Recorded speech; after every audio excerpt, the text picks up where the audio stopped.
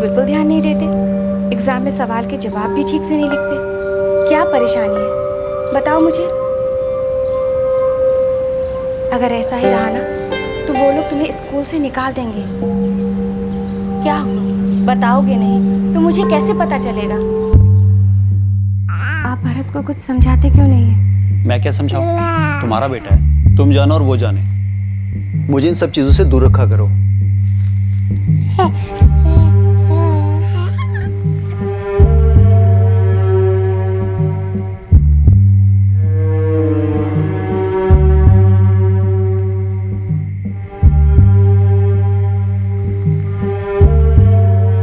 कभी कभी किसी अपने को खोने का गम इतना गहरा होता है कि वो किसी को नजर नहीं आता, उन्हें भी नहीं जो बहुत करीब होते हैं। ऐसे में उस परेशानी और बेचैनी को दूर करने के लिए कई बार सिर्फ एक ही चीज काफी होती है, एक प्यार भरा स्पर्श।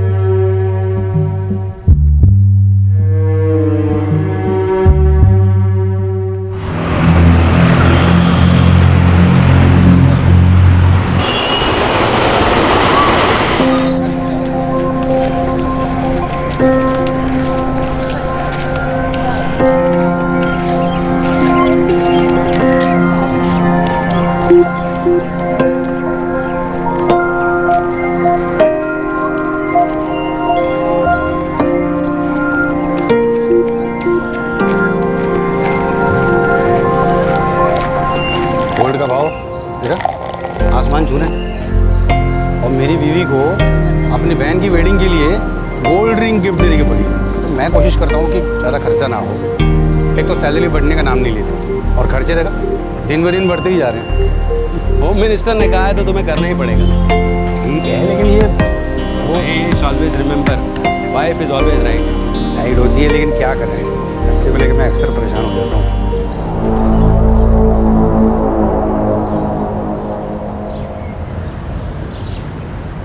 मुझे ही नहीं पता।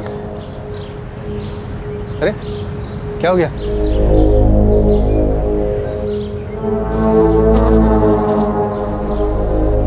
महेश उस लड़के को देख। छोड़ना यार, चल मम्मी के घर चलते हैं, ऑफिस लेट हो जाएंगे मालूम। चल। मुझे लगता है उसे भूख लगी। अरे जाने दो ना यार, मुझे तो पूरा ड्रग एडिक्ट लग रहा है वो। चलो ना यार। अशोक, अशोक, तुम ठीक हो? क्या हुआ तुम्हें? ये चोट कैसे लगी? अशोक यार छोड़ो ना यार, क्यों मुसीबत में पड़ रहे हो? एक तुम्हारा नाम क्या है?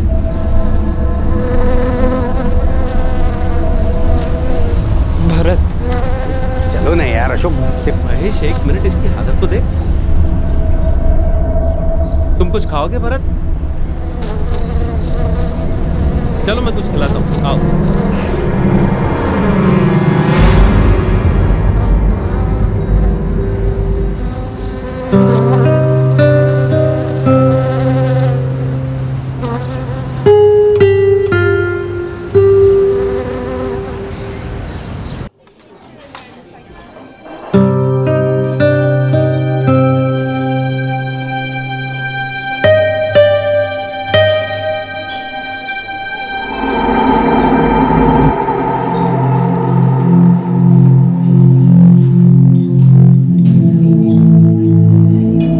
यार महेश, इसे चोट लगी है।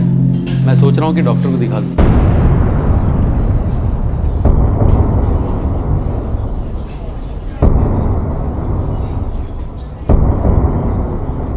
अशोक। अशोक अन्ना, उस लड़के को सड़क पर ही छोड़ दो अन्ना। कौन है क्या पता, बेकार के चक्करों में क्यों पड़ रहा है अन्ना? अरे ये तो यही वाली बात हो गई कि आ बैल मुझे मार। सुन, जाने दे उसे। ऐसे कैसे जाने दूँ? कैसे सड़क पे छोड़ दूँ? बीमार दिख रहा है, इसे चोट लगी है, डॉक्टर को तो दिखाना ही होगा ना। अन्ना, आपको लगता है आपकी मदद करने से कुछ होगा? अरे ये तो इनका रोज का काम है। बीमार लाचार दिखते हैं ताकि कोई मदद करे, पैसे दे और मुफ्त में खाना भी खिलाए, बस इनका दिखावा है। अरे ऐसे तो रोज यहाँ पर मेरे होटल के सामने आते हैं अन्ना। पता नहीं, इसको देखकर तो मुझे ऐसा नहीं लगता कि ये उन लोगों में से है। इसके कपड़े भी ठीक ठाक हैं, मुझे तो लगता है कि ये कोई मुसीबत में फंस गया है।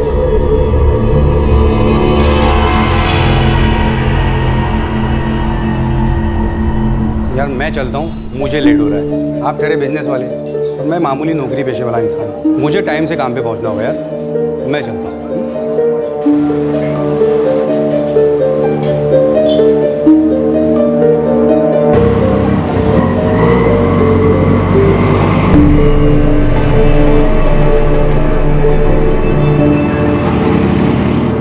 इसका नाम भरत है, इसे चोट लगी है। सर ये आपका रिलेटिव है? नहीं, मैं इसे नहीं जानता, ये मुझे रास्ते पर मिला, तो इसकी हालत देखकर मैं इसे इलाज के लिए लाया।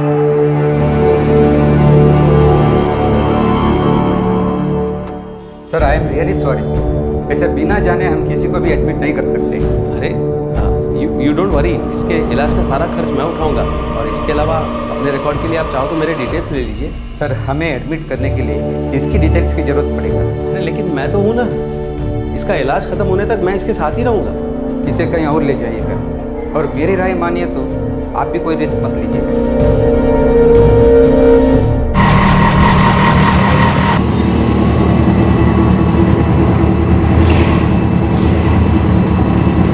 बात पैसों की नहीं है सर, लेकिन बिना किसी जानकारी के हमारे इसे एडमिट करना पॉसिबल नहीं है। आप ये समझने की कोशिश कीजिए कि ये बीमार है, इसे चोट लगी है और इसे इलाज की सख्त ज़रूरत है। मैं मानती हूँ, लेकिन हमारे भी तो कुछ रूल्स हैं ना सर। और फिर ऐसे केसेस में जनरली बहुत से कॉम्प्लिकेशंस हो सकते हैं जो हमारे लिए रिस्की हो सकता है। और फिर इसका नाम भरत है, ये इसने आपको बताया है ना, हो सकता है कि ये झूठ बोल रहा हो। मैडम आप इसकी कंडीशन तो देखिए, इसके जख्म और चेहरे की परेशानी से साफ पता चलता है कि ये झूठ तो नहीं बोल रहा है। आई एम सॉरी सर, लेकिन मैं आपकी कोई हेल्प नहीं कर सकती। Excuse me. मैं आपका कंसर्न समझ सकता हूँ, लेकिन मैं आपकी कोई मदद नहीं कर पाऊंगा। आप चाहे तो मैं कहीं पे भी साइन करने के लिए तैयार हूँ, जितना पैसा खर्च होगा मैं दूंगा। आप इस वक्त ये समझने की कोशिश कीजिए कि उस लड़के को इलाज की सख्त जरूरत है। I am a reputed property consultant, आप चाहो तो मेरे घर का एड्रेस ले सकते हो, या डिपॉजिट में जो पैसे लगेंगे आई एम रेडी टू पे। देखिए मिस्टर अशोक, आप उस लड़के को रास्ते से उठा कर लाए हैं। आई एम वेरी सॉरी, मैं उसे एडमिट नहीं कर पाऊंगा। आप किसी सरकारी अस्पताल में ट्राई कीजिए।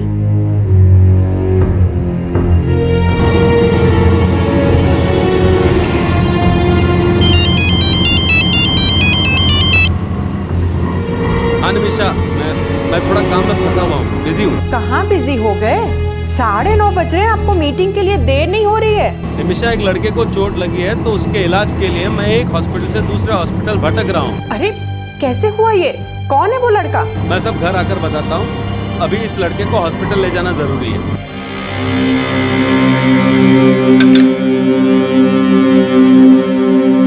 बाय दादी।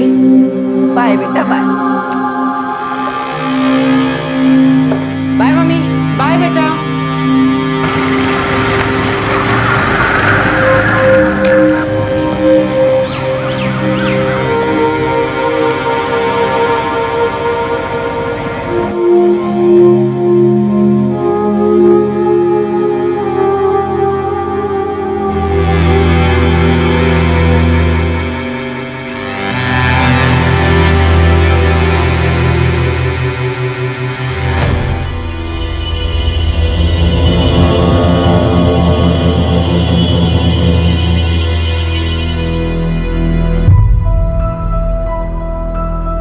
देखिए इसकी चोट तो ट्रीटमेंट से ठीक हो जाएगी, पर काफ़ी कमज़ोर दिखाई दे रहा है। मैल न्यूट्रिशन का शिकार है, इसे एडमिट करना होगा। डॉक्टर साहब आप प्लीज़ इसको एडमिट कर दीजिए। देखिए मैं इसका कोई रिश्तेदार तो नहीं हूँ, लेकिन इसके इलाज के लिए जो भी पैसे खर्च होंगे वो मैं एडवांस में देने को तैयार हूँ। किसी फॉर्म पर मेरे सिग्नेचर की ज़रूरत है तो मैं वो भी कर दूंगा। जी बिल्कुल।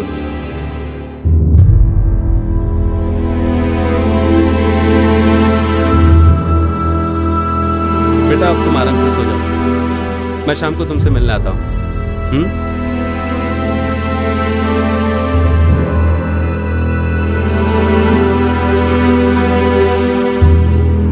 कौन था वो लड़का जिसने अपना नाम भरत बताया था? क्या ये उसका असली नाम था?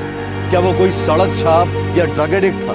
अशोक राव, जिनसे उस लड़के की हालत देखी नहीं गई, क्या वो उसकी मदद करके कोई गलती कर रहे थे?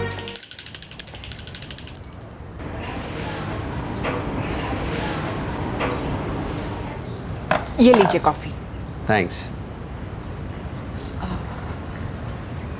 कौन है वो लड़का? पता नहीं निमिषा, आज की मीटिंग निपटा लूँ, फिर पुलिस स्टेशन जाऊंगा, शायद कुछ पता चले, और फिर हॉस्पिटल। पर आप उसके बारे में कुछ भी नहीं जानते हैं। मुझे वो लड़का सड़क पे मिला, उसे चोट लगी थी, वो भूखा था। मुझे लगा कि उसकी मदद करनी चाहिए, तो मैंने उसकी मदद कर दी। हाँ पर और तुम बिल्कुल सही कह रही हो, मैं उस लड़के के बारे में कुछ भी नहीं जानता सिवाय उसके नाम के। लेकिन बिना कुछ जाने क्या ये सोचना ज़रूरी है कि हम मुसीबत में पड़ने ही वाले हैं?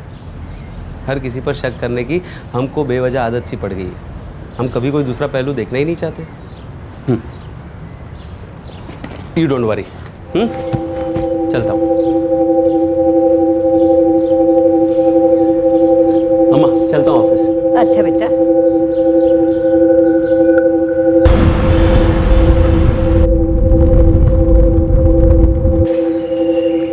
सर मैं एक प्रॉपर्टी कंसल्टेंट हूँ। आज सुबह बेउरनगर म्यूनिसिपल पार्क से मैं अपना योगा सेशन खत्म करके वापस घर जब जा रहा था, तब मेरी नज़र उस लड़के पर पड़ी। उसे देखते ही मुझे लगा कि वो मुसीबत में है। भूखा भी था, उसने कचरे के ढेर से कुछ खाने को निकाला भी था, लेकिन उसमें इतनी ताकत ही नहीं थी कि वो उस पैकेट को खोल सके। भरत, यही नाम बता रहे ना वो अपना? जी सर, मैंने उससे बात करके ये जानने की कोशिश भी की कि वो कौन है, कहाँ से आया है, लेकिन वो कुछ भी नहीं बता पा रहा है। वो तो अच्छे से बोल भी नहीं पा रहा है। ठीक है, हम हॉस्पिटल जाके उसके बारे में पता लगाने की कोशिश करते हैं।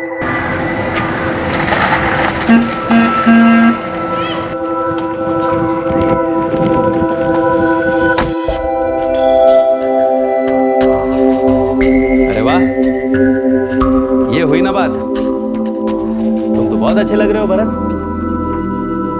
अब तुम्हारी तबीयत कैसी है? अच्छा, तुम्हारा घर कहाँ है भरत? मेरा स्कूटर कहाँ है? तुम्हारे पास स्कूटर है? मुझे प्राइज में मिला था। तो तुम्हारे घर पर ही होगा ना? कहाँ है तुम्हारा घर, और कौन कौन रहते हैं वहाँ?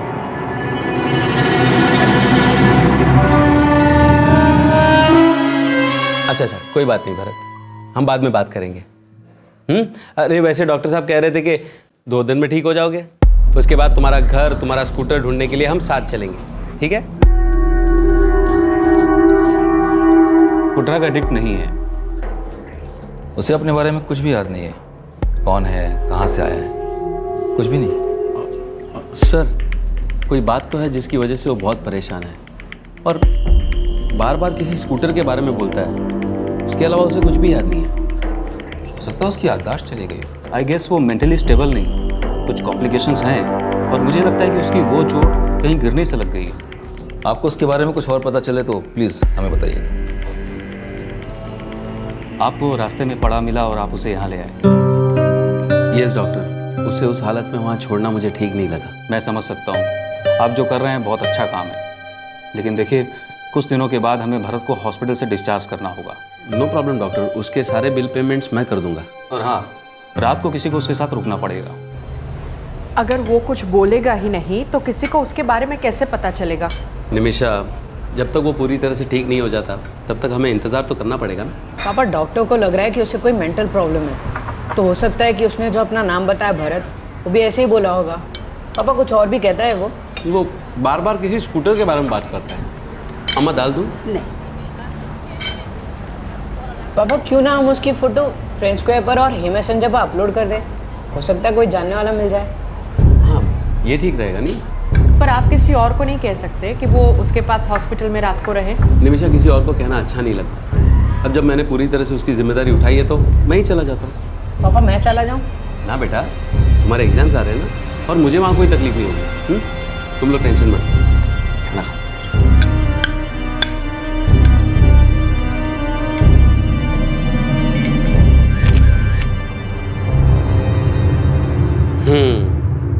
अब पता चल जाएगा, कोई ना कोई तुम्हें जरूर पहचान लेगा।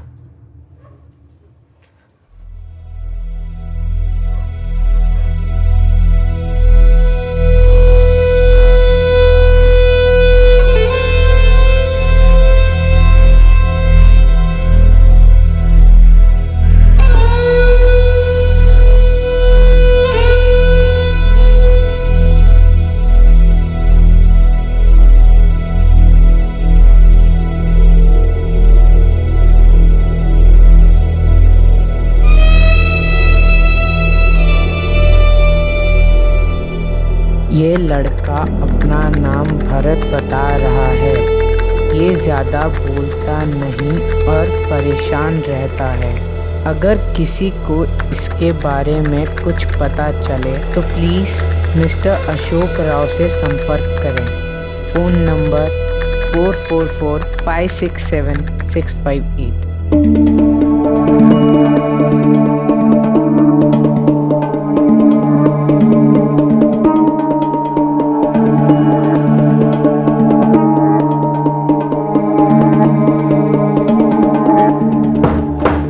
पापा, हाँ बेटा, पापा मैंने उसकी फोटो फ्रेंड स्क्वायर पर और ही मैसेंजर पर डाल दिए, अपने ग्रुप्स में भी शेयर कर दिए और आपको भी फॉरवर्ड कर दिए। आप भी अपने ग्रुप्स में शेयर कर देना। वेरी गुड बेटा। अपनी मम्मी से भी कहना कि वो भी अपने ग्रुप्स में शेयर कर ले। ठीक है पापा। Hello doctor. हेलो। अच्छा हुआ आप आ गए। क्या हुआ डॉक्टर? अरे उस लड़के ने यहाँ सभी को परेशान कर रखा है। कह रहा है कि उसे हॉस्पिटल का ड्रेस पसंद नहीं है। मैं देखता हूँ। देखो, अगर तुम ऐसे ही करते रहे तो तुम ठीक कैसे होगे और घर कैसे जाओगे? कैसे हो भरत? सब ठीक है? इसे ये ड्रेस नहीं पसंद आ रहा है, इसलिए सुबह से नाटक किए हुए। अभी तक दवाई तक नहीं खाई है इसने।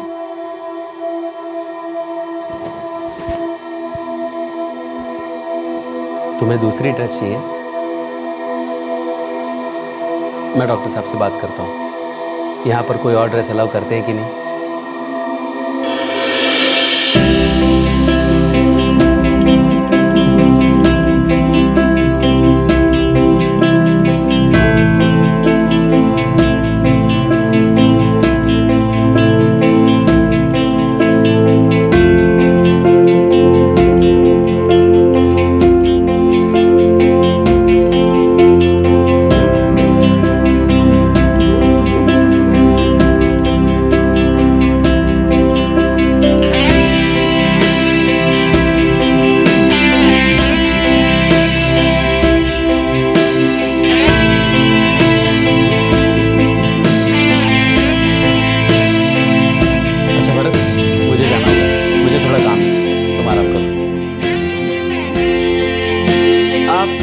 शाम को आएंगे ना? हाँ, मैं जरूर आऊँगा।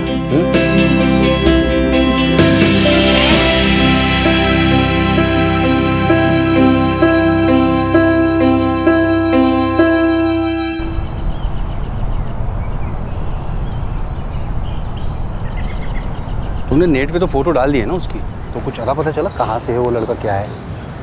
पता नहीं यार, अभी कुछ कह नहीं सकते। फ़ोटो अपलोड तो कर दी है, अब देखते हैं कब किसी पहचान वाले की नज़र उस पर पड़े। टाइम तो लगेगा ही। पता नहीं यार, मैं इस तरह किसी को यूँ सड़क से उठाकर ये सोच के उसकी देखरेख नहीं कर सकता कि शायद वो कहीं खो गया होगा। I mean, जनरली सबको यही ख्याल आता है ना कि ऐसा करके फालतू में किसी झंझट में न पड़ जाए। डर लगता है यार। महेश, ऐसा नहीं है कि मुझे डर नहीं लगता, बिल्कुल लगता है। और तुम्हारी जगह पे तुम भी सही हो। पर पता है, जब भी कोई अच्छा काम करता है तो हम बड़े खुश होते हैं, उसकी तारीफ करते हैं। पर जब हमारी बारी आती है तो डर की वजह से हम अपना मुंह फेर लेते हैं। महेश, दरअसल अंदर से हम यही चाहते हैं कि अगर कोई अच्छा काम हो तो वो कोई दूसरा ही करे, हम खुद कुछ ना करें। फिजिकली वो बिल्कुल ठीक है, वो जा सकता है, लेकिन उसकी मेंटल कंडीशन के लिए I am not sure. I think उसे काउंसलिंग की ज़रूरत होगी। वो मेंटली चैलेंज नहीं है, वो मेंटली थोड़ा अनस्टेबल है। तो क्या डॉक्टर, उसकी काउंसलिंग यहाँ हो सकती है? कोई काउंसलर है? जी हाँ, मैं बात करता हूँ।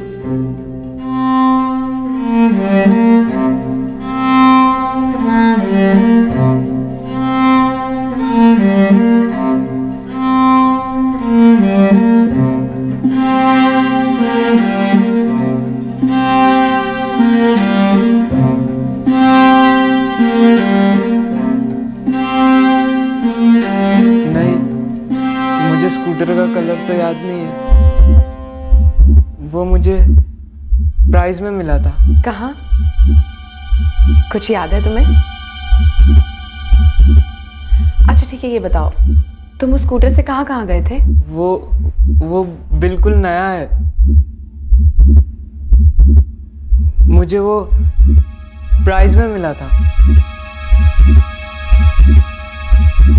भरत शेरपा, मेरा नाम भरत शेरपा है। भरत, तुम्हें कुछ याद है कि तुम कहाँ के रहने वाले हो? तुम अपना स्कूटर लेके कहीं जा रहे थे क्या? या तुम्हारा स्कूटर पे कोई एक्सीडेंट हुआ? वो मैकेनिक कहाँ है? तुम स्कूटर लेने मैकेनिक के पास जा रहे थे? अच्छा ठीक है भरत, तुम परेशान मत हो, हम कल फिर बात करेंगे। क्यों प्रज्ञा जी? जी बिल्कुल। अच्छा सुनो, मैं अभी घर जा रहा हूँ, फिर जल्दी आ जाऊंगा। वो क्या ना, मैं अपनी अम्मा से बात किए बिना रह नहीं सकता। वो बूढ़ी हो गई है लेकिन अभी भी बहुत खूबसूरत है। ओके प्रज्ञा जी। भरत, तुम्हारी माँ कैसी दिखती है? वो भी बहुत खूबसूरत होगी ना?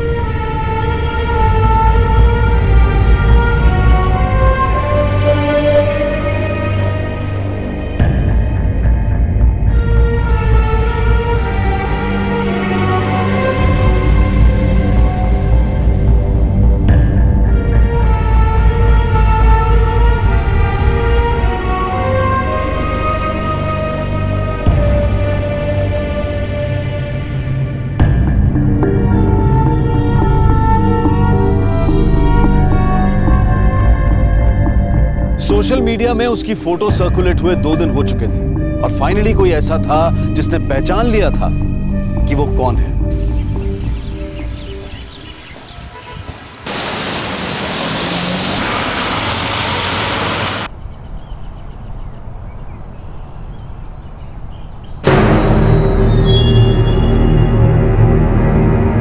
पंकज, हे पंकज, अरे उठ।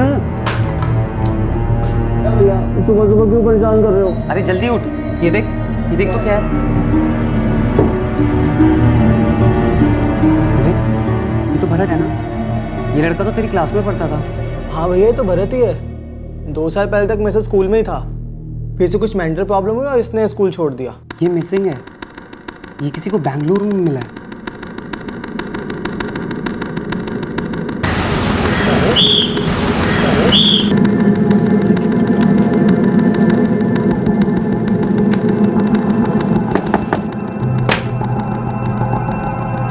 नमस्ते। नमस्ते बेटा, बोलो। भरत कहाँ है? मैं उसका दोस्त हूँ, पंकज। बेटा वो तो कहीं खो गया है, 3 हफ्तों से उसका कोई पता नहीं। वो बेंगलुरु में है। क्या? ये देखिए।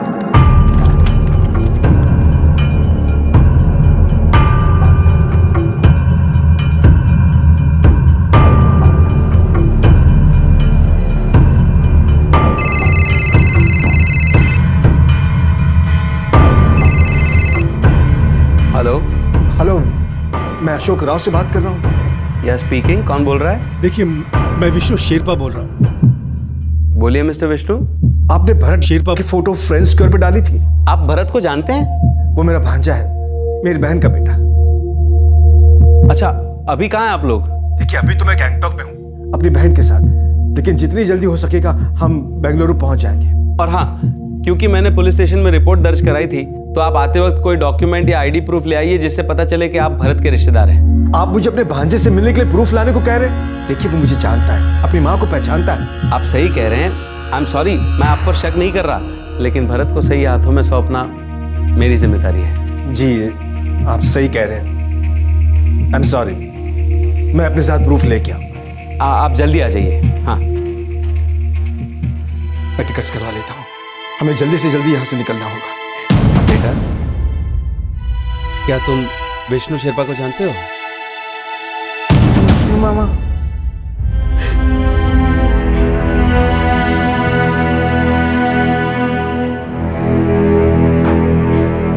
माँ, आप रोकी हो, भरत भैया मिल गए।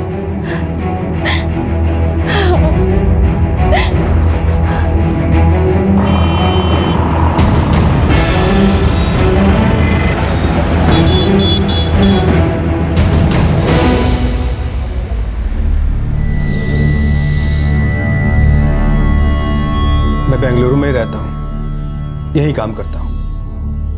भरत मेरे साथ ही रहता था जब वो खो गया था। कब? 27 फरवरी को।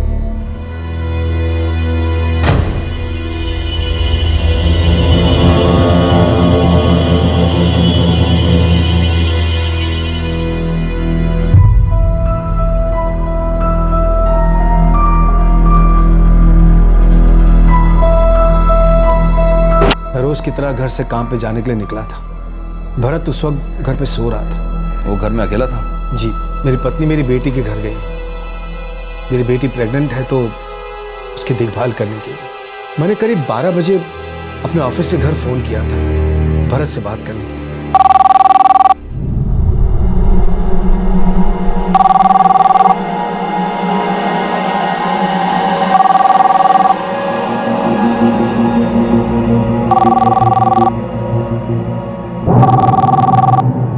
वो पिछले 3 हफ्तों से लापता था और आप लोगों ने पुलिस कंप्लेंट भी दर्ज नहीं कराई? की थी सर। पहले तो मैंने भरत को ढूंढने की बहुत कोशिश की, लेकिन जब वो दूसरे दिन भी घर वापस नहीं लौटा तो मैंने कलवर पुलिस स्टेशन में मिसिंग कंप्लेंट दर्ज करवाई थी। सर, वो 16 साल का है, पर अपनी उम्र के हिसाब से थोड़ा कम समझदार है, मेंटली थोड़ा डिस्टर्ब है। अभी 3 महीने पहले ही आया था। मुझे लगता है सर कि वो घर से बाहर गया होगा और घर वापस आने का रास्ता भूल गया है। आपने बताया कि भरत की माँ कहीं गैंगटॉक में रहती है। जी। तो ये भी तो हो सकता है कि भरत को अपनी माँ की बहुत याद आ रही हो, वो अपनी माँ से मिलने गया हो या फिर मिलने की कोशिश कर रहा हो। मुझे नहीं लगता कि भरत वहां जाने की कोशिश करेगा।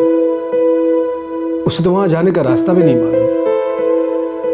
दरअसल मैं उसे यहाँ काउंसलिंग करने के लिए ले आया था।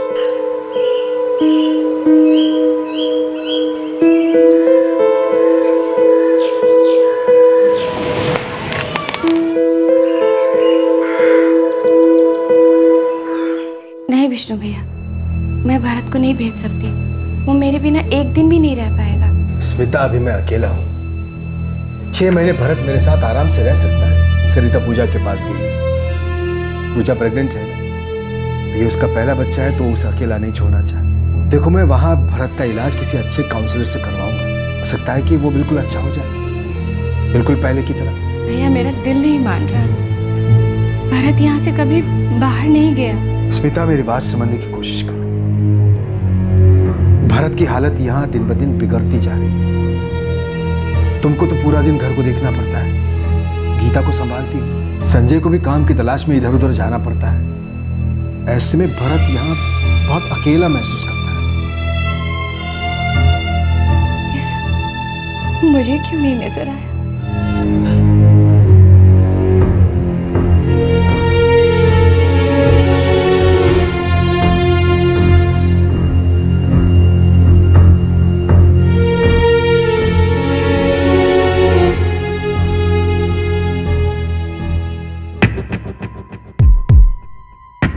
मैं समझ ही नहीं सकी कि भरत अंदर ही अंदर घुट रहा था।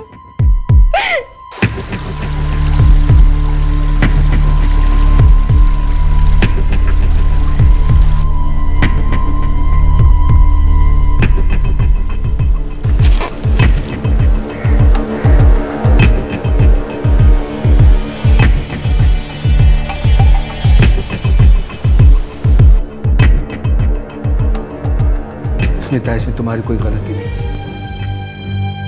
जब भरत के पिता चल बसे तो तुम्हारी उम्र भी कोई ज्यादा नहीं थी। मैंने दूसरी शादी इसलिए की कि हम दोनों को सहारा मिल जाए, भरत को एक पिता का साथ मिल जाए। इसीलिए तो कह रहा हूं कि मुझे भरत को यहां से ले जाने दो, ये उसके लिए अच्छा रहेगा। देखो स्मिता, इस वक्त भरत को एक ऐसे इंसान की जरूरत है जो उसका ख्याल एक पिता की तरह रख सके।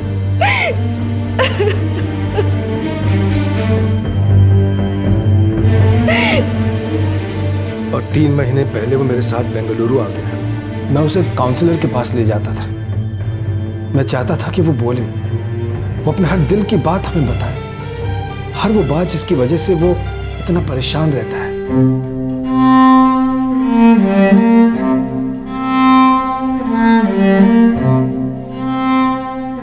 सारी गलती मेरी है।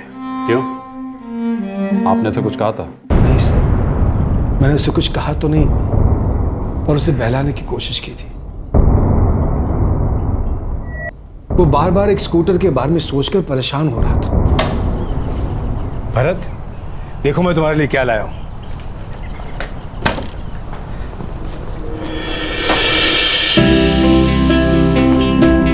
कैसा है? बहुत अच्छा है। मैं इसे पहन लूं? हाँ हाँ, तुम्हारे लिए तो है।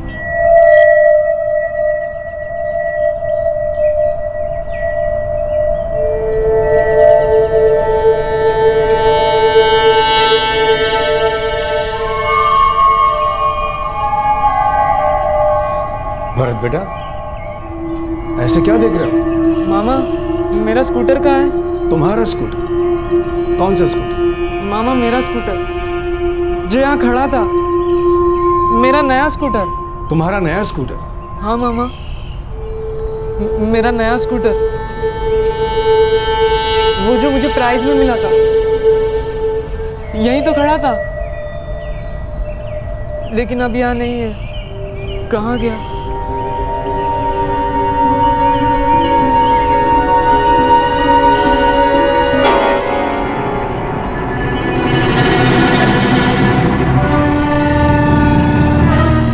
उसकी बेचैनी देखकर मैं समझ गया कि उसे दौरा पड़ा है।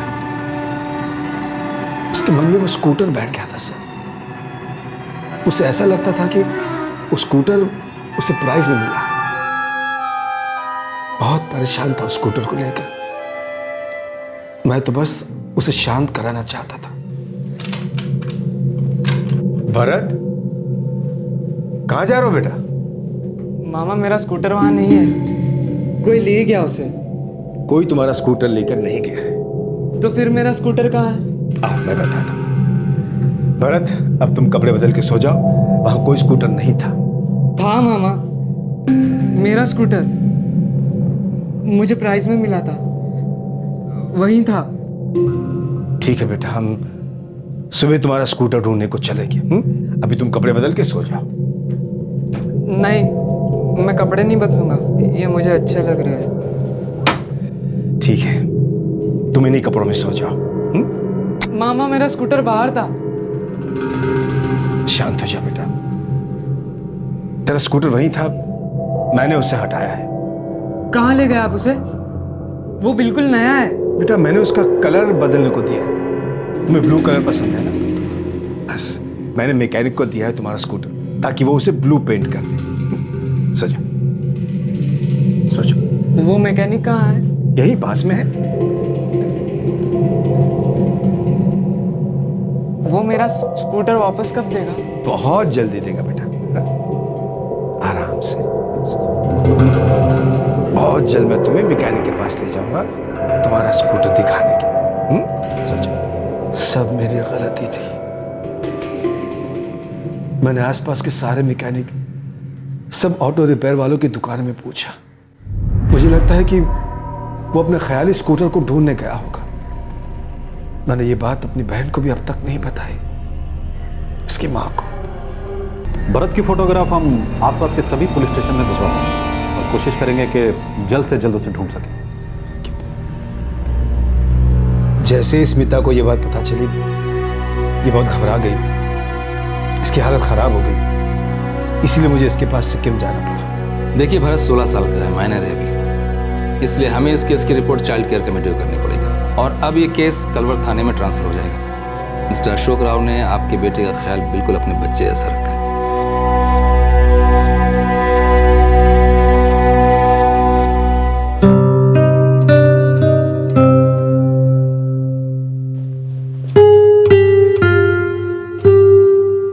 भरत, माँ, मामा, मामा मैंने कितना ढूंढा, लेकिन मुझे घर कहीं नहीं मिला।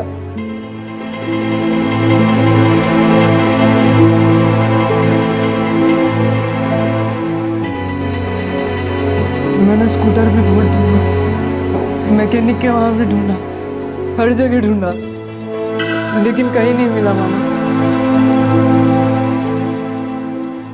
चलो अच्छा है, फाइनली तुम्हारी स्कूटर की कहानी मुझे पता चली गई। अशोक जी, समझ में नहीं आता कि आपका एहसान कैसे चुकाऊंगा। अरे ऐसा मत कहिए, मैंने कोई एहसान नहीं किया। मैं तो बहुत खुश हूँ कि आपको भरत मिल गया और भरत को उसका परिवार। सुनो भरत, अब तुम अपने मामा जी के साथ जाओगे, उन्हीं के साथ रहोगे। वो कह रहे थे कि तुम कोई क्लासेस जाते हो और वहाँ तुम ठीक भी हो रहे थे, बिल्कुल वैसे ही क्लासेस ना जैसे प्रज्ञा जी तुम्हें यहाँ देती हैं। अपना ख्याल रखना बेटा। लेकिन आप आओगे ना मेरे साथ? हाँ बेटा, मैं आऊँगा, मैं तुमसे मिलने ज़रूर आऊँगा।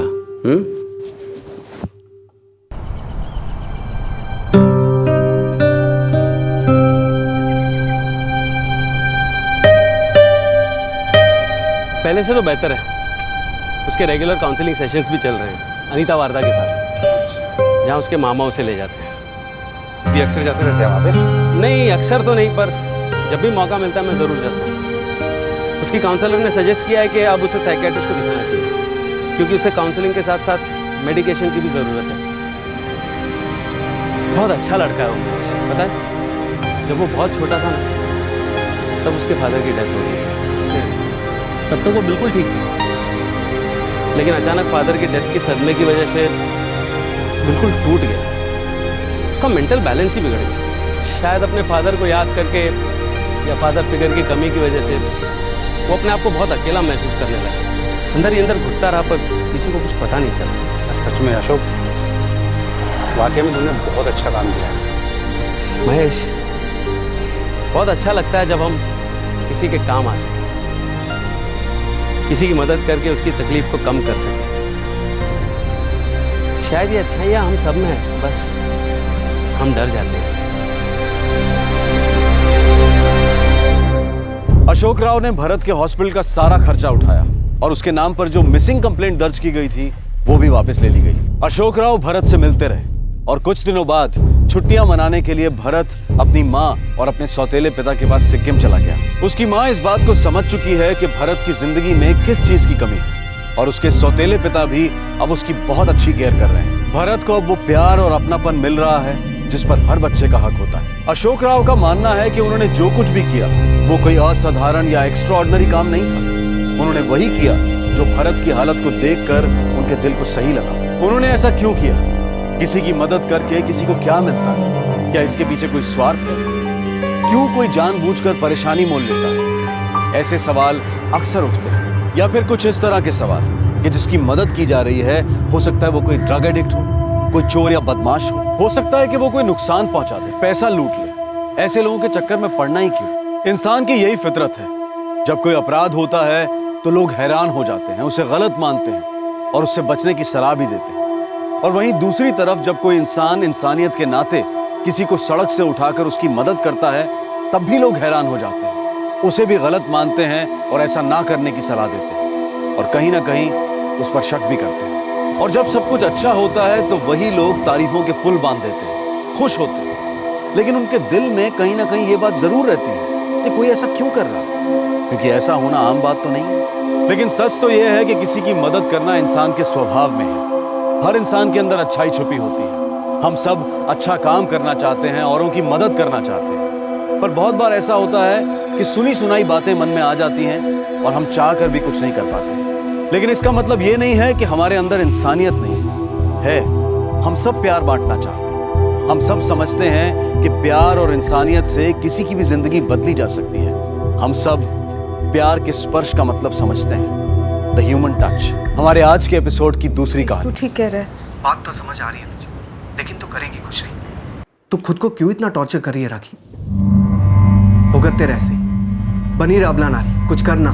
ऐसा मत बोल रितेश। क्यों हाथ पे हाथ रख के बैठी? आगे पढ़ाई शुरू कर, पूरी कर अपनी एजुकेशन। देख राखी, अपनी तकलीफ को अपनी तकदीर समझ लेना सही बात नहीं है। राखी तू बेवकूफ है क्या? हम 12th साथ ही पढ़े हैं। अब ऐसा तो है नहीं कि तू कुछ समझती नहीं है। नहीं, मैं डरती हूँ नेत्रा। अरे यार ऐसा क्या हुआ है जिससे डरती है तू?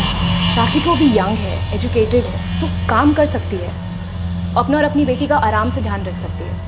डरना तुझे खुद पे ये तरस खाने वाली गंदी आदत से चाहिए। कब तक घर में दुखिया बनी घुसी रहेगी तू? बाहर निकल, खुली हवा में।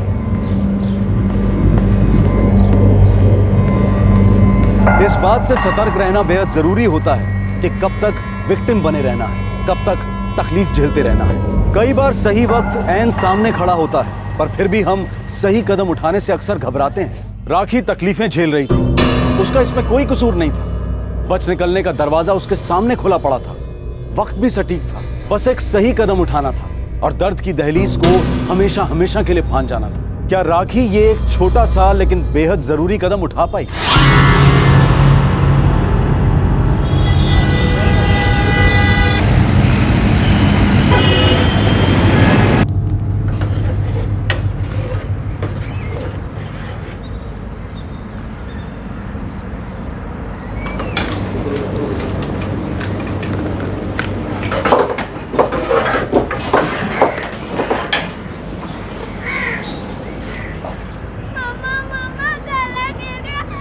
राखी जरा जाके देख क्यों बावड़ी हो रही है रुचि। जी अम्मा।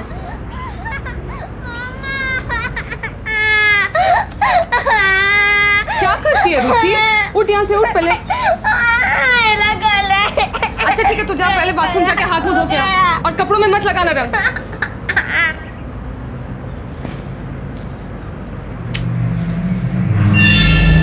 राखी तेरे से बात करना चाह रही थी बहुत टाइम से। हाँ भाभी बोलो ना, क्या बात है? देख राखी, पानी नाक के ऊपर गुजर गया है, तो बोल जगत को कोई काम धंधा करे, पैसा वैसा कमावे। पूरे घर का बोझ इन पे और पापा जी पे, पर से तू रुचि जगत भी सबके सब काम की ना काज के 100 मन अनाज के। तेरे जेठ जी कब तक उठावेंगे जगत भैया की जिम्मेवारी? हमारे अपने लिए तो एक ढेला भी नहीं बचता। जी भाभी मैं समझ गई, मैं बात कर लूंगी इनसे।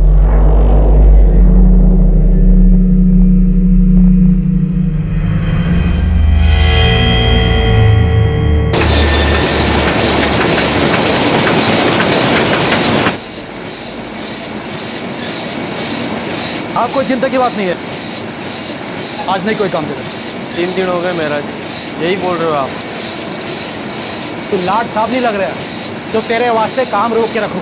कान पे रख लो तो दर्शन दुर्लभ हो जाए और फिर अचानक आ जाए काम दो काम दो। अरे झाड़ी का काम है, टाइम पे आना जरूरी है। तेरे जैसे हजारों आवे काम के वास्ते।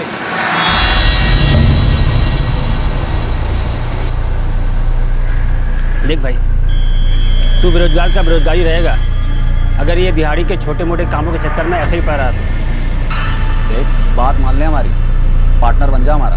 ये आगरा की ना 40 ट्रिप निकले महीने में, और वो भी टूरिस्ट सीजन के बिना की बात कर रहा हूँ मैं। हमने तो फैसला कर लिया है, फुल एंड फाइनल। हम लोग ट्रैवल एजेंसी खोल रहे हैं। तो अपनी बता। तुम लोग कुछ ज़्यादा पैसे नहीं डाले जेब से? देख जगत, ये ना सिर्फ शुरुआत का इन्वेस्टमेंट है, उसके बाद ना सिर्फ कमाई है इसमें। मैं कहाँ से लाऊंगा 3 लाख? तू भी शैलेश के जैसे कोई नौकरी क्यों ना कर लेता? मैं कुछ ढंग का काम करना चाहूँ। आप ना तो मेरी कुछ मदद करोगे ना तो मुझे कुछ करने दोगे, बस हर कोई आके मेरे से माथा फोड़ता रहेगा। अब नौकरी सड़क पे ना पड़ी मिले, क्या करूँ मैं? कोशिश तो करके देख जगत, मेहनत तो कभी बेकार जाती नहीं। जा रही ना मेहनत बेकार। वैसे ही मैं परेशान हूँ और ऊपर से तुम लोग मुझे 2 रोटी खाने नहीं देते शांति से। अब खाना छोड़ के कहाँ जा रहा है? ए जगत सुन तो। पीने जा रहा होगा, पता नहीं पीने के लिए इसके पास पैसे कहाँ से आ जाते हैं। बस रहने दो। बेटा राखी, जगत हमेशा से अपना धंधा करना चाहे, तो अपने पापा जी से बोलकर इसे पैसा उधार क्यों ना दिलवा देती? अम्मा, पापा कहाँ से लाएंगे इतने पैसे?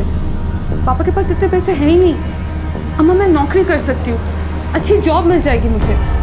मैं काम के लिए बाहर जाऊंगी तो घर में 4 पैसे लाऊंगी। तो घर से बाहर नौकरी करने जावेगी? ये घटिया बात है, दोबारा अपने दिमाग में ना लाइयो। नौकरी करेगी अभी।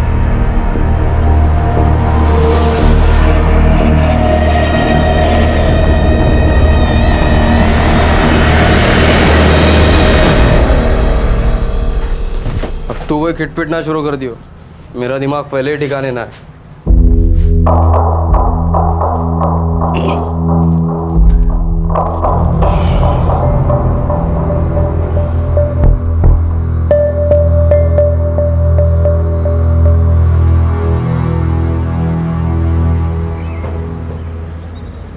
बारहवीं तक पढ़ी है छोरी, राखी नाम, इकलौती बेटी है, बड़े भाई का अच्छा काम धाम है, अच्छी पोस्ट पे है। यूँ अपना जगत तो उतना पढ़ा लिखा भी ना है। जयपाल जी, तो क्या फर्क पड़े? अब छोरी 12वीं की हो चाहे बीए, काम तो उसे रसोई में ही करना है ना, उसे कौन सी नौकरी करनी है? सोच लो, मैंने उन लोगों से बात कर ली, ये रिश्ता करना चाहूँ। मुझे तो लगे है कि जगत का ब्याह हो जाएगा तो सुधर जाएगा। बात तो सही, मिल लेते हैं बाबूजी एक बार।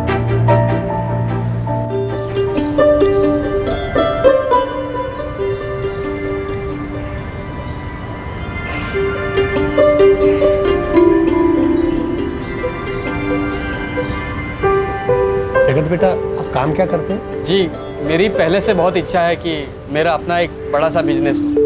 जी, अभी तो ये इधर उधर काम करता रहता है, लेकिन बड़ा ही मेहनती बालक है हमारा।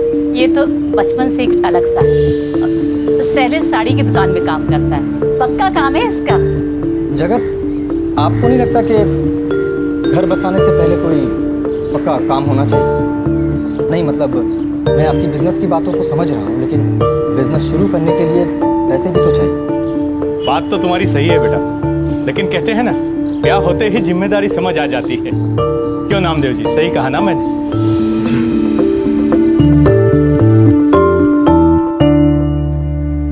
जॉइंट फैमिली है, मुझे तो लगता है लड़का संभल जाएगा। तुम्हें क्या लगता है अभिषेक?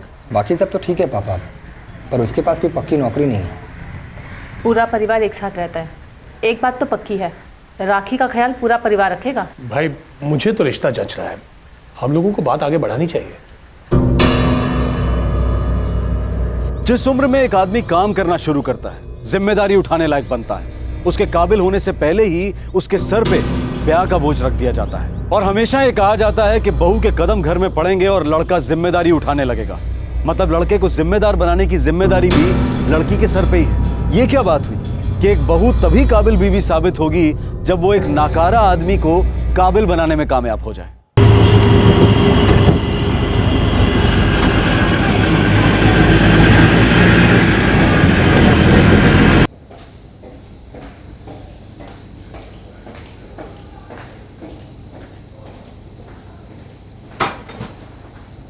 हाय राखी।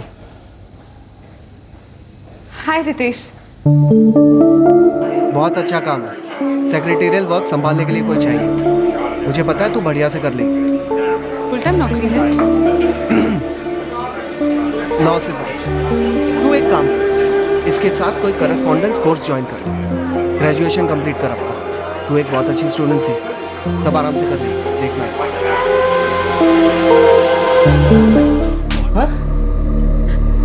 लेकिन प्रॉब्लम क्या है मेरे काम करने में जगत? 2 पैसे घर में आएंगे ही ना। रुचि की पढ़ाई का खर्चा निकलेगा।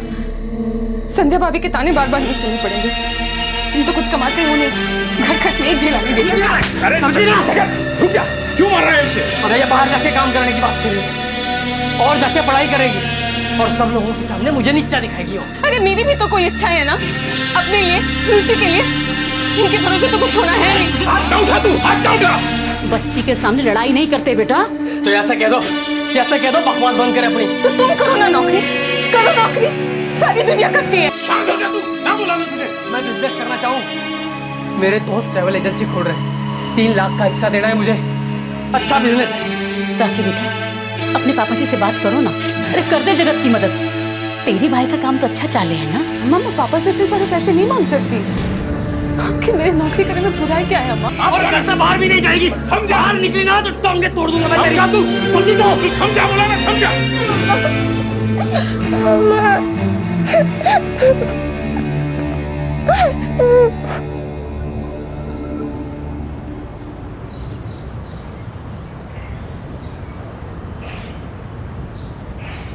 टिफिन पूरा खत्म करना और स्कूल में कोई शैतानी मत करना, तुम समझ गई?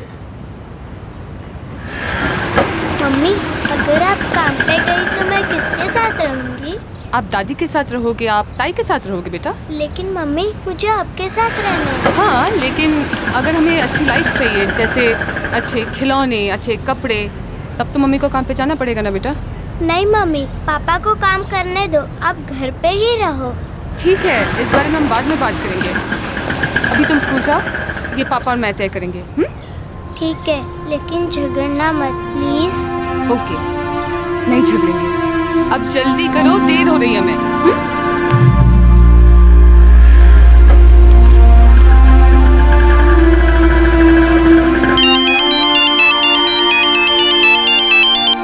हाँ रितेश बोल। हेलो राखी, अच्छा सुन, कल मेरे फ्रेंड ने 11 बजे तुझे इंटरव्यू के लिए बुलाया। जॉब पक्का है?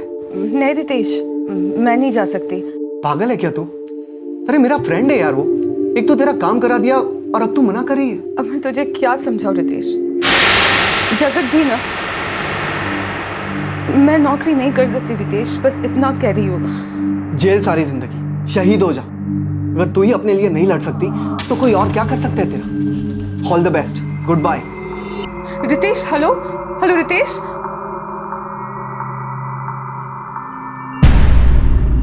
तो इसकी जड़ यो रितेश है, यो बना रहा है तेरे सर में कूड़ा। कौन है, कौन ये रितेश? अरे बोल ना। मेरा स्कूल फ्रेंड है। मेरे अलावा बाकी सब ने अपनी पढ़ाई पूरी कर ली थी, सब अच्छी खासी जॉब में लगे हुए हैं। मेरे साथ की लड़कियां भी। पढ़ाई पूरी किए बगैर मेरी शादी हो गई, पर मैं स्टूडेंट अच्छी थी जगत, मुझे एक अच्छी जॉब मिल जाएगी। और इसमें रितेश तेरी मदद कर रहे? हाँ, मैंने मदद मांगी थी उससे काम के लिए, और उसने कृपा कर दी तेरे ऊपर। और क्या क्या कृपा बरसा रही हो तेरे ऊपर? अरे बोलना, और क्या क्या कृपा बरसा रही हो? स्कूल के टाइम से ही बरसा रहा होगा कृपा, या फिर शादी के बाद शुरू हुआ ये सब? बोलना, अपने पति के पीठ पीछे क्या चला रखा तूने? राखी के पिता से पैसों की मांग, राखी पर अपने स्कूल फ्रेंड के साथ अफेयर का झूठा इल्जाम। राखी के लिए अब ये सब झेलना बेहद मुश्किल हो गया था। आखिरकार उसने वो कदम उठा ही लिया जो उसे बहुत पहले उठा लेना चाहिए था। देर से आई लेकिन दुरुस्त आई।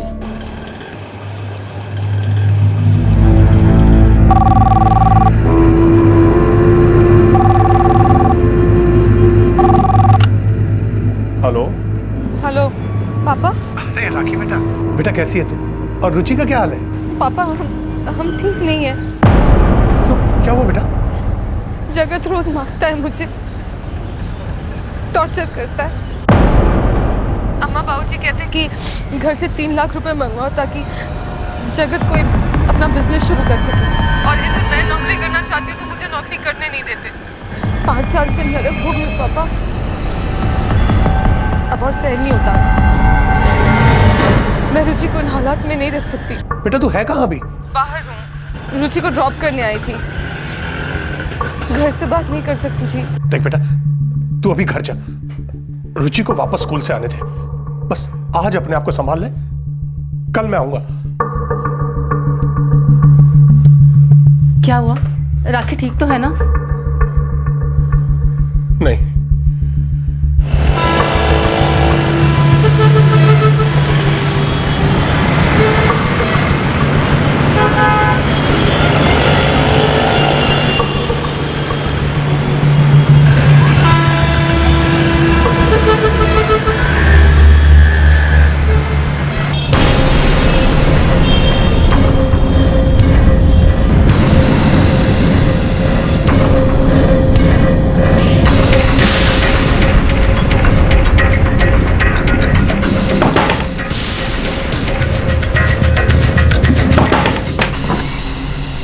अरे आप, नमस्ते, आइए अंदर आइए।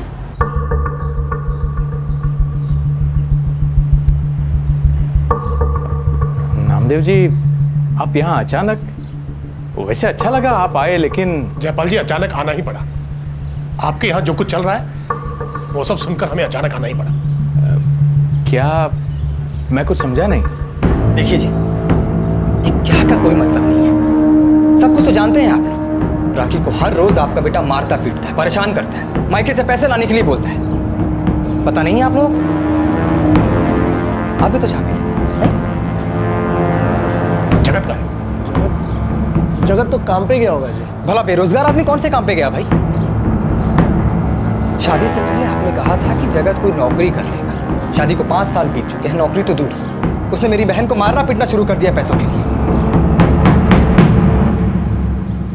यार मांग ना रही अपने बाप से,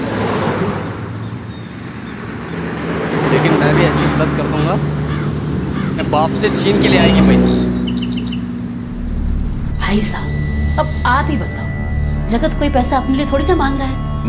मदद है नामदेव जी, अगर आप करो तो बच्चों का ही भला हो जाएगा। अगर बिजनेस चला, पैसे धेले कमाए, तो इसमें फायदा रुचि और राखी का ही है ना। अब सुख तो राखी को ही मिलेगा ना। वाह समधन जी, वाह, आपने बहुत अच्छे तरीके से बात को परोसा है। मतलब मेरी बेटी को सुख पाने के लिए यहाँ रोज पिटना होगा। और जगत की हिम्मत कैसी हुई मेरी बहन पे हाथ उठाने की? देखिए, हमने यहाँ अपनी बहन को छोड़ा था, कोई बकरी बांध कर नहीं गए थे। हमारी बहन संस्कारी है, पर चलनी का इल्जाम लगाते हुए शर्म नहीं आई आपके बेटे को? राखी, अपना सामान पैक कर, तू चल रही है हमारे साथ। रुचि का स्कूल में भैया। कोई नहीं, तो सामान पैक कर, हम उसको स्कूल से ले लेंगे। देखिए, आप ऐसा मत कीजिए, हम लोग आपस में मामला सुलझा लेंगे ना। मामला सुलझाना होता तो पहले ही सुलझा लेते। मेरी बेटी यहाँ तकलीफ पाने के लिए नहीं है। अब जगत ने थोड़ी मदद मांग ली, कोई पहाड़ थोड़ी ना गिर गया। वो अपने रिश्तेदारों से मदद नहीं मांगेगा तो किससे मांगेगा भाई साहब, आप बताइए। अरे तो मदद मांगने का ये कौन सा तरीका है? देखिए, हमारी बहन कोई दुधारू गाय नहीं है, बेटा आपका आवारा है। देखो, वो कोई आवारा नहीं है, बस थोड़ा अलग है। तो अलग ही रखिए ना उसे। हमारी बेटी हमने मार खाने के लिए नहीं लाई थी यहाँ पर। आप उसे ऐसे नहीं ले जा सकते, इस घर की बहू है वो। हाँ, तो उसके साथ बहू जैसा बर्ताव करना चाहिए था ना।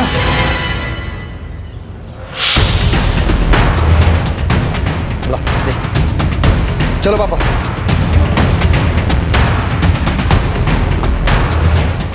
सुनिए राखी, देखिए, करगे ने पूरे परिवार की भेजी थी, ये सब देखने को बचा था।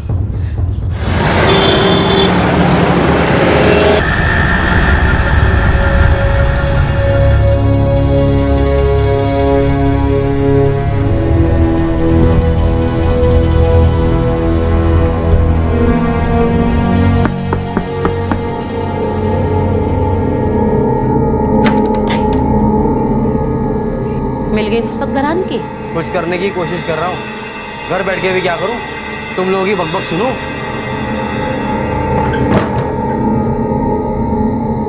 ये राखी रुचि कहाँ गई?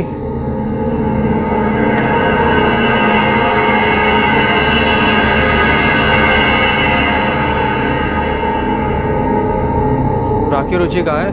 उसके बाप और भाई आए थे, शिकायत की है राखी ने, ले गए वो उसे अपने साथ।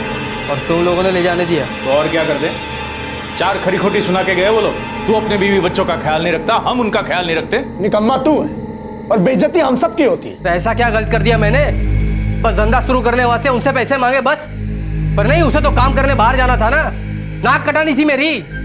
अपने स्कूल के दोस्त के साथ चक्कर चला रखा था उसने, गुलछरे उड़ा रही होगी वो। मुझे तो पहले से ही शक था ये रुचि मेरी बेटी ना है। देख, नाक तो तेरी कटी गई, ऊपर से 4 लोगों के सामने हमारा सर नीचा हो गया। फिर ले कैसे गए वो लोग और तुम लोगों ने जाने कैसे दिया? अरे मेरी औरत है वो, मुझसे ब्याह हुआ उसका। ये जिंदगी का फैसला मेरा है, मेरा।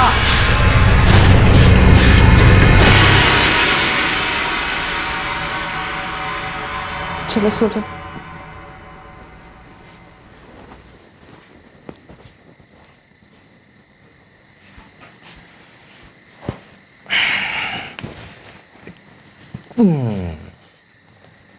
राखी तू क्या चाहती है बोल? आगे स्टडी करना चाहती है, जॉब करना चाहती है? जो तेरी मर्जी में आए तू कर। अब तुझे चिंता करने की कोई ज़रूरत नहीं है, हम सब हैं तेरे लिए। अब तेरी सारी तकलीफ़ें ख़त्म। भैया मैं जॉब करना चाहती हूँ और आगे की स्टडी। गुड।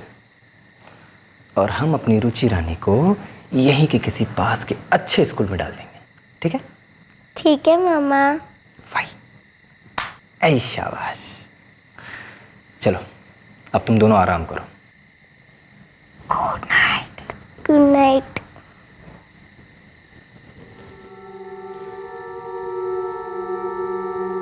राखी, मुझे लगता है कई सालों बाद कोई ढंग की बात हुई है तेरे साथ। तू लकी है कि तुझे इतना अच्छा भाई और इतने अच्छे माँ बाप मिले। मैं जानती हूँ रितेश, लेकिन मुझे फिर भी फिक्र हो रही है। अब किस बात की फिक्र? 4 दिन हो गए, जगत ना तो खुद आया ना उसने कोई फोन किए हैं। राखी, क्या प्रॉब्लम है तेरी? अरे उस इंसान ने तेरी जिंदगी नर्क बनाकर रख दी थी। तू वहां से निकलना चाहती थी, अब निकल गई। आगे बढ़, जिंदगी अच्छे से जीने की कोशिश कर। रितेश, मुझे रुचि की चिंता है। बेवकूफ है तू।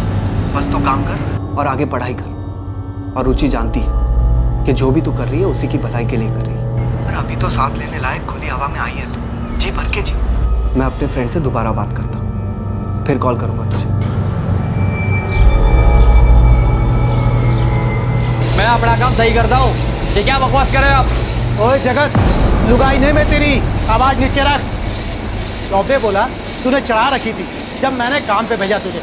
तुझे क्या लगे तेरे बाप की फैक्ट्री है? बाप को बीच में ना लाओ। तो तू भी काम पे आना बंद कर दे, हमें ना जरूरत तेरे जैसे नकारे लोगों की। अरे बाहर में जा साढ़े, अकेले तेरे गेल काम ना है। अरे जा जा, दोबारा ना दिखियो मेरे धोरे। हाँ नहीं दिखूंगा। अरे जा। साढ़े कितने फोन किए बे, उठाता क्यों नहीं? अरे काम चालू हो गया अपना। सूरज पहली पार्टी लेके बनारस गया है। तो मुझे भी साथ में ले लो, मैं भी ले जाऊंगा टूरिस्टों को। ऐसा नहीं होता, पैसा तो हम दोनों का लगा है ना। तो मुझे कम हिस्सा दे देना, और क्या। इतना कहाँ होता है, बैंक से लोन लिया है, EMI भरना पड़ता है। तुझसे कहा था ना पैसे लेके आ, पार्टनर बन जा। यार मेरा ससुराल कंगाल नहीं, पहले से ही दिन खराब चल रहे, अब तो बीवी को भी वापस ले गए। तू कौन सा साधु संत है? कोई काम ढंग से नहीं होता है? एक बीवी नहीं संभाली जाती जैसे। ओए जवान संभाल, दोस्त का मतलब भी हो ना, कुछ भी बोल देगा। चल चल ठीक है, ज़्यादा बात मत कर, समझा? पहले कुछ काम ढूंढे फिर बात करना, और फ़ोन करके तंग करना बंद कर।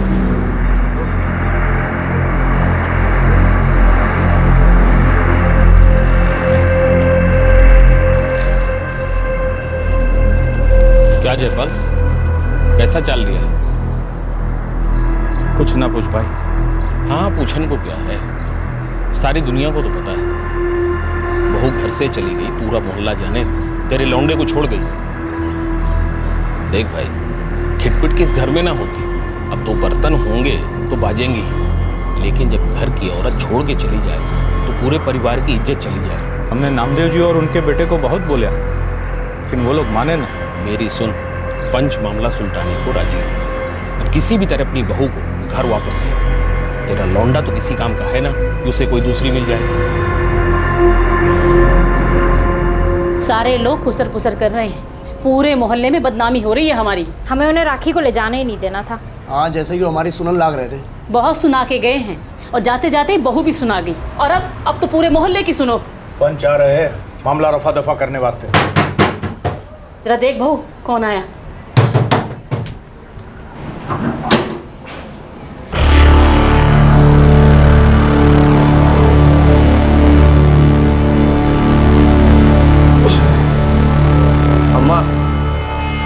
जल्दी डाल दे। खा ले ठूस के। एक बस तू ही जी रहा है सुकून से। सुना ले, तू भी जी भर के सुना ले। दिमाग पहले ही दही हो रखा है, तू घोट के लस्सी पी जा। तेरे बीवी बच्चे छोड़ के चले गए हैं, लोग बातें करें। तो मैं क्या करूं? जाने दे उसे सच दस के काम के वास्ते बाहर, तब लोग बातें ना करेंगे। यो कैसा मर्द है जो रू की कमाई खावे। लोग उसे लाने की सोच रहे हैं, नामदेव जी से बात करेंगे इस बारे में। हाँ ले आओ वापस, छापड़ मार के थोबड़ा तोड़ दूंगा उसका। किसी के पास जाके शिकायत करने लायक ना बचेगी वो। तुम दोनों की बात आगे से तुम दोनों के बीच में रहनी चाहिए। उसने अपने घर फोन करके तेरे बारे में शिकायत कर ली, कुछ तो शर्म कर। कर दो उसकी खराब, शर्म मैं करूँ। परसों हम लोग जा रहे हैं उनके घर, तू भी चलेगा हमारे साथ। कालिक कूद गई है, वो राखी को वापस लाने से ही तुलेगी।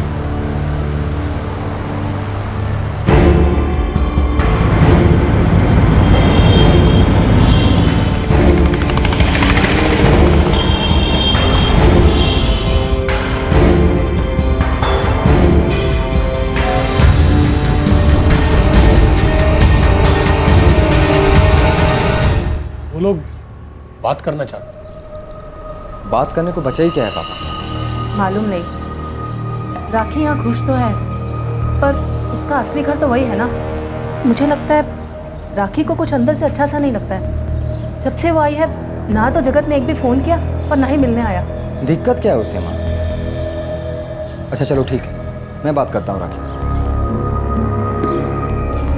राखी, तू उस आदमी के पास वापस जाना चाहती है?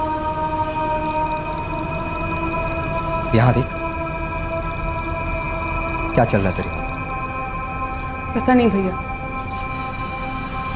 मैं तो बस काम करना चाहती हूँ, खुश रहना चाहती हूँ। और मैं हमेशा तो इस घर में नहीं रह सकती ना। बिल्कुल रह सकती। अगर उस आदमी के हाथों तकलीफें नहीं झेलनी है तो तू बिल्कुल रह सकती। भैया मैं चाहती हूँ कि वो काम करे, मेरे और रुचि का ख्याल रखे। और अगर फिर भी पैसे कम पड़े तो मैं भी काम करूँ। ये कैसे सपनों में जी रही है तू? तो फिर दीवार से अपना सर फोड़ना चाहती है? चल ठीक है, अगर तुझे यही ठीक लगता है और इसी में तुझे शांति मिलती है तो एक बार ये भी करके दे। लेकिन मेरी मान, वो आदमी सुधरने वाला नहीं है।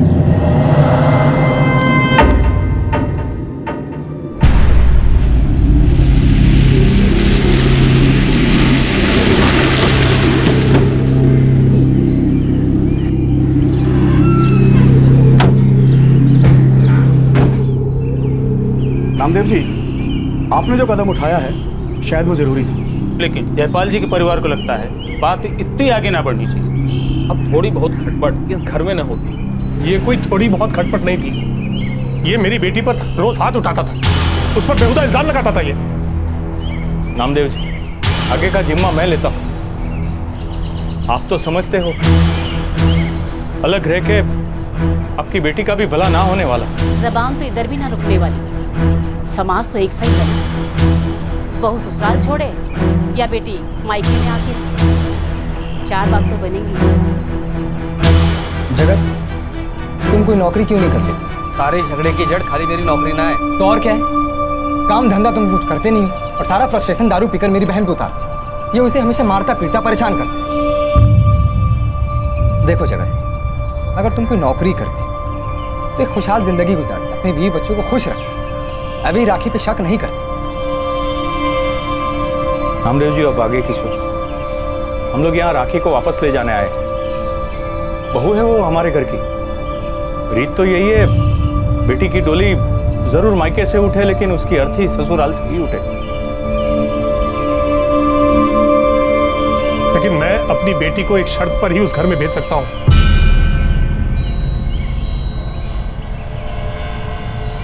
अगर आप पंचों के सामने अपने हाथ से मुझे ये लिख कर दें कि मेरी बेटी के साथ कोई दुर्व्यवहार नहीं होगा, ये मेरी बेटी पर हाथ नहीं उठाएगा। हाँ, और ये भी लिखिए कि जगत कोई नौकरी करेगा, पैसे कमाएगा और बीवी बच्चों की जिम्मेदारी उठाएगा। आपको ये सब मंजूर है तो हम बात आगे करेंगे।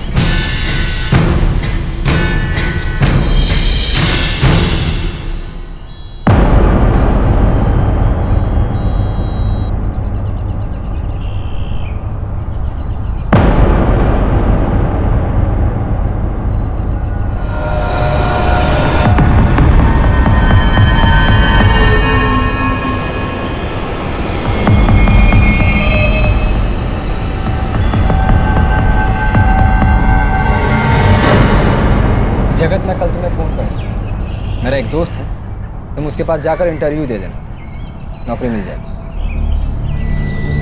राखी बेटा, तुम अपना सामान बांध लो।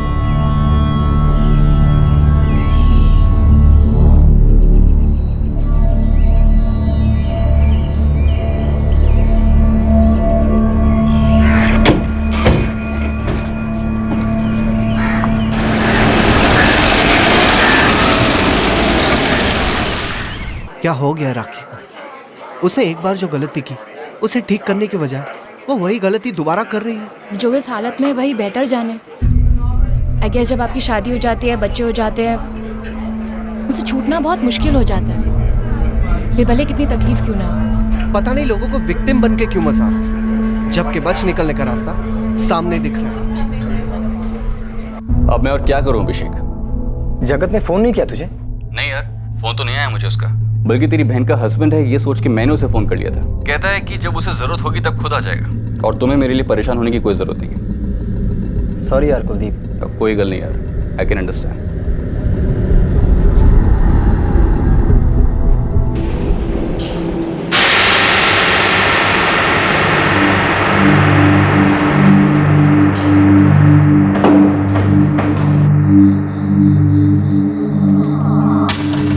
जगत लाइन पे आ जाएगा राखी, तो फिर से सब चालू ना कर। मर्द है वो तेरा, तूने जो कुछ भी किया अंदर से गिलस गया है वो। थोड़ा वक्त दे, संभल जाएगा वो। कोई भी आदमी ये बर्दाश्त नहीं करता कि उसकी बीवी छोड़कर उसे चली जाए। तू भी समझ उसे।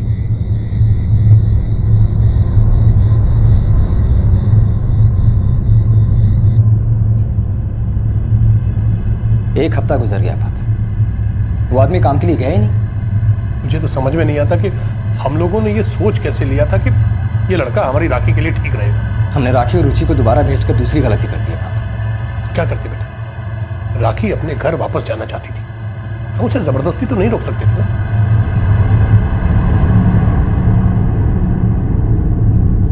पापा अगर उसने राखी को फिर परेशान किया ना, या शिकायत का कोई भी मौका दिया, तो हम उसका तलाक करवा देंगे। भाड़ में गया समाज। जबान सबकी चलती है पटर पटर, लेकिन जब कोई मुश्किल में होता है ना, तो मदद करने के लिए कोई भी सामने नहीं आता है। ये जो समाज का बिजनेस है ना पापा, हमें सबसे ज्यादा उससे सतर्क रहने की जरूरत है।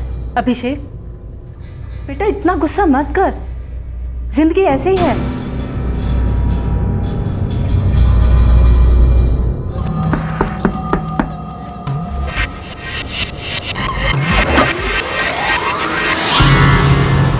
आ गए लाड साहब, 1 टके की कमाई नहीं और 1 मिनट की फुर्सत नहीं। अब क्या बाहर ही रहने लगूं? घर ना हूं मैं।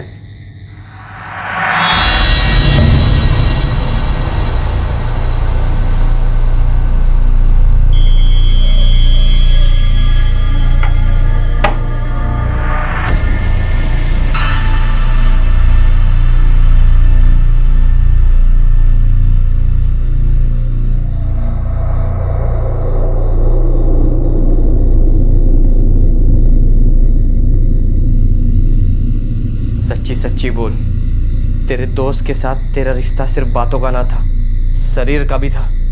क्या नाम है उसका? रितेश। फिर से बकवास चालू कर दी आते। रुचि मेरी बेटी है या उसकी? तुम नहीं बदले, तुम बदल ही नहीं सकते। अब सब लोग मुझे घटिया समझने लगे, जबकि तू है। गलती करती मैंने आके, मुझे यहाँ आना ही नहीं चाहिए। मेरा भाई सही कह रहा था, तू एक घटिया बीमार आदमी है। क्या करेगी तू? जगत क्या कर रही हो? जगत, जगत नहीं, जगत नहीं, जगत, जगत। वो मेरी बात क्या करेगी? बोल। रुक जाओ, क्या करेगी? वो मैं घटिया। निपटाने दो उनको ही उनकी बातें अपने आप। जरूर फिर से इसने कुछ बोला होगा, इससे मेरी बेटी का दिल दुखा होगा।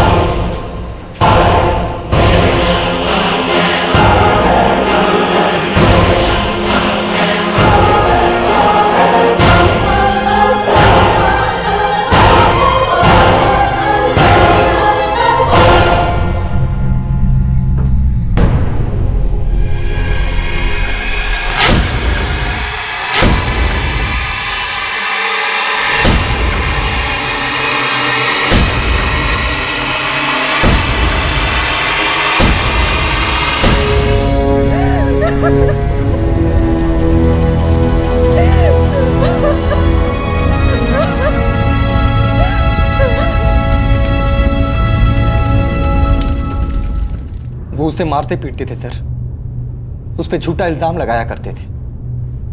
इन्हें छोड़ना मत सर, बिल्कुल मत छोड़ना। हस्बैंड पकड़ में आ गया है, हमारी हिरासत में। मार तो क्या कसूर था मेरी बहन का?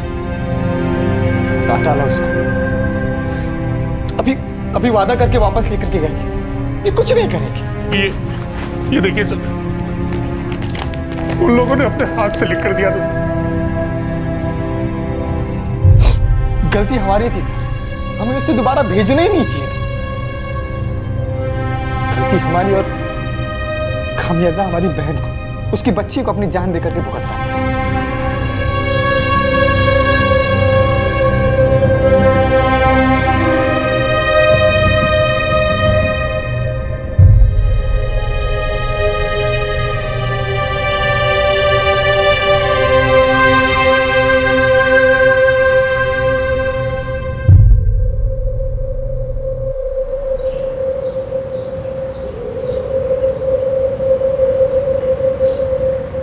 लोगों की ज़बानें भी चलने लगी। हमें तो ये गलत रिश्ता करना ही ना था।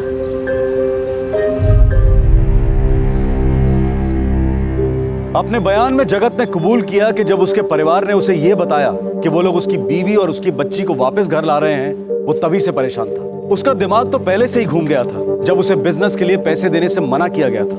राखी की अपने दोस्त से बातचीत उसे अंदर ही अंदर खाए जा रही थी। जब उसका परिवार राखी और रुचि को घर वापस लाया, वो तब से ही उन्हें मारने की फिराक में था। जगत को हत्या के आरोप में बुक किया गया है। जगत के पिता और जगत के भाई पर घरेलू हिंसा और शादी के 7 साल के भीतर ही एक औरत के मारे जाने के आरोप दर्ज किए गए हैं। राखी के पास बच निकलने का रास्ता था और उसे बच निकलना भी चाहिए था, अपने लिए, अपनी बेटी की जिंदगी के लिए। काश उस वक्त ये समझ में आ जाता कि एक बेकार और नाकारा पति के हाथों प्रताड़ित होने से उसकी और उसकी बेटी की जिंदगी कहीं ज्यादा कीमती थी। काश। सबसे जरूरी बात यह है कि जिंदगी में विक्टिम बनने से नहीं, बल्कि विक्टिम बने रहने से सतर्क रहने की जरूरत है। कई बार बच निकलने का रास्ता बिल्कुल हमारे सामने खुला होता है। ये बात हर उस शादी के लिए एक सच है जो शादी बेमेल है, जिसमें हिंसा घर कर चुकी है और जो नाकाबिले बर्दाश्त हो चुकी है। आपसे फिर मुलाकात होगी क्राइम पेट्रोल सतर्क में एक और नए केस के साथ। तब तक अपना ख्याल रखें, सुरक्षित रहें और याद रखें, सही वक्त, सही कदम, सतर्क रहें। जय। क्राइम पेट्रोल के और भी दिलचस्प कहानी देखने के लिए हमारे चैनल को सब्सक्राइब करें और बेल आइकॉन दबाना न भूलें।